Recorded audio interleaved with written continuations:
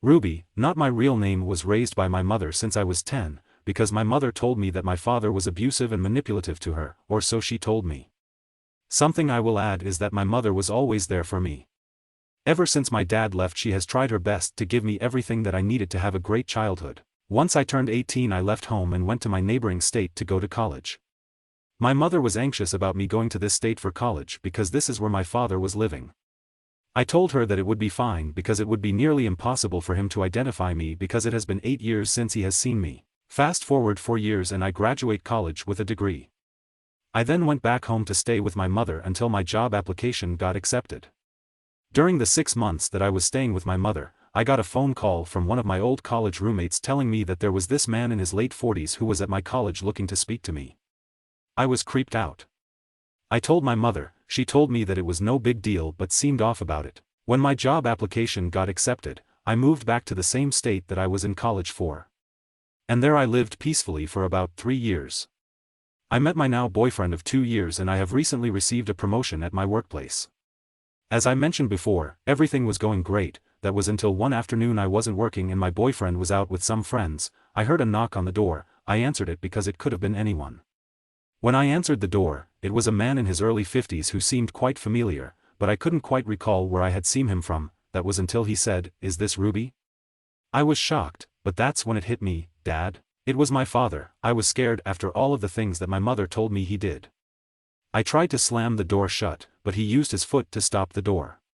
He said, "Please, hear me out, I'm not here to hurt anyone, I never did hurt anyone." I opened the door up completely. I told him, "What do you mean?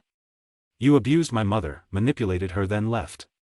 But then he said, "That's what your mother told you, I know, but this is all wrong, she lied, she ruined my life with these lies. I had to leave the state because of them.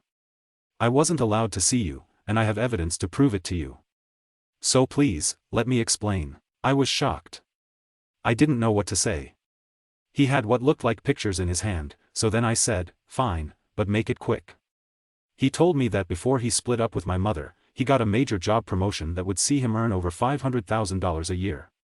Around the same time, he had lost feelings for my mother, so he said he wanted a divorce. But your mother didn't take that kindly. She was so angry that she hit herself across the face with a frying pan and punched her own teeth in. Then she called the cops saying that I had abused her. The cops took me away, put a restraining order on your mother. I lost my high-paying job, and because I had such a high-paying job, I had to pay 75% of my paycheck to child support. I was baffled. I didn't know what to do or believe. Then he showed me security camera footage that my mother deleted, but he managed to get his hands on. I asked my dad why he didn't show that to the cops. He said he did, but the cops told me that he edited it and it was fake. I have never been so angry before in my life. I called my mother, told her everything, and she just broke down into tears. She told me that to this day she regrets doing that and she is so sorry, and hoping that we can look past this and move on. I told her to never speak to me again, and if you did, I would tell the police what you did. For the past year, my mother has tried to get in contact with me, but has failed. Because I was over 18 years old, and I was an only child,